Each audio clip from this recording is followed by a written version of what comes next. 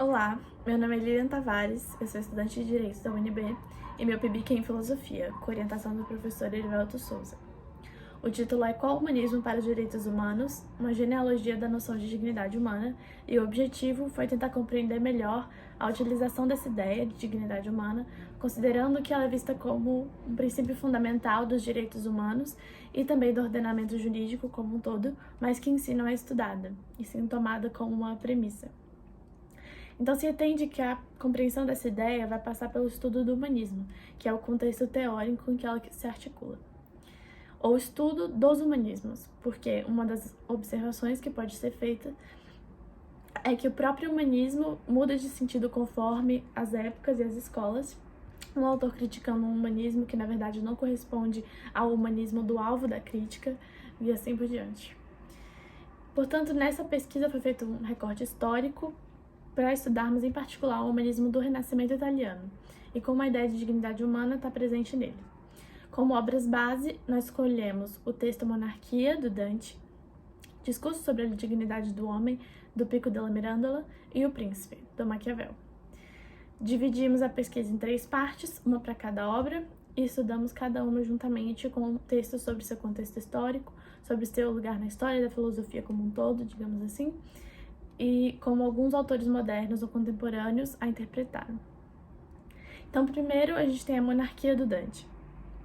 Poderia até ser questionado por que a escolha dessa obra aqui, já que o Dante viveu entre os séculos 13 e 14 e não no período renascentista mesmo, entre os séculos 15 e 16. Só que o que acontece é que o Dante é uma das principais referências no Renascimento, então valeria a pena estudar ele para ver em que medida estaria presente nele essa noção de dignidade humana, aproximada ou não da renascentista. E de fato foi possível perceber que Dante, na Monarquia, com o fim de defender a separação entre o Império e o Papado, afirma a existência de um império, ou a necessidade da existência de um império, a partir do funcionamento da política enquanto atividade humana, enquanto efetivação da ação humana no mundo. Para ele, a legitimidade do imperador, assim como também a legitimidade do Papa, depende do reconhecimento dos diferentes papéis de cada uma para o fim da salvação humana. Porque mesmo que o Papa seja responsável pela orientação última do homem ao paraíso celeste, é no império que o homem consegue desenvolver as virtudes que vão levar ele para o paraíso terrestre. Por isso é possível enxergar aqui uma dignidade humana que se afirma a partir de uma dignidade política ou cívica, enquanto capaz de fazer a humanidade se desenvolver por si mesma na ação política. Já em relação ao Pico, no seu discurso, a gente pode ver uma certa síntese da compreensão de uma dignidade humana propriamente humanista, digamos assim, dentro do Renascimento. No texto, ele defende que o homem foi criado por Deus como um animal cuja essência, na verdade, não tem essência, é ser indefinido previamente, ou seja, ser livre para definir a si mesmo. A dignidade humana, então, seria o valor, a excelência desse ser, desse animal que tem o poder de escolher ou desenvolver suas próprias virtudes, se aproximando de Deus, ou de degenerar um animal.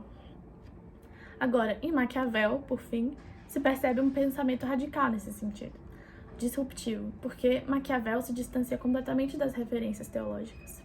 Quando ele articula as ideias de virtude, fortuna, natureza e destino no Príncipe, ele tá muito mais presente ali uma ideia de liberdade do homem que se afirma a partir de um tipo de necessidade realista. É difícil perceber uma ideia a priori de excelência da natureza do homem. Para o Maquiavel, o homem é colocado num mundo totalmente contingente, em que ele é obrigado a usar de sua liberdade, usar sua razão e também suas paixões, seus instintos animais, para tentar definir seu próprio destino. Então a afirmação de humanismo aí está mais relacionada, limitada, à afirmação como a do Dante da primazia da política do homem, em oposição a uma política definida por preceitos religiosos. Então, uma defesa da valorização do político, da política humana.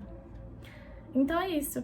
A esperança é que essa pesquisa possa contribuir para mais estudos sobre as implicações do humanismo renascentista e sobre a relação com a discussão atual da dignidade humana e do humanismo. Obrigada pela atenção.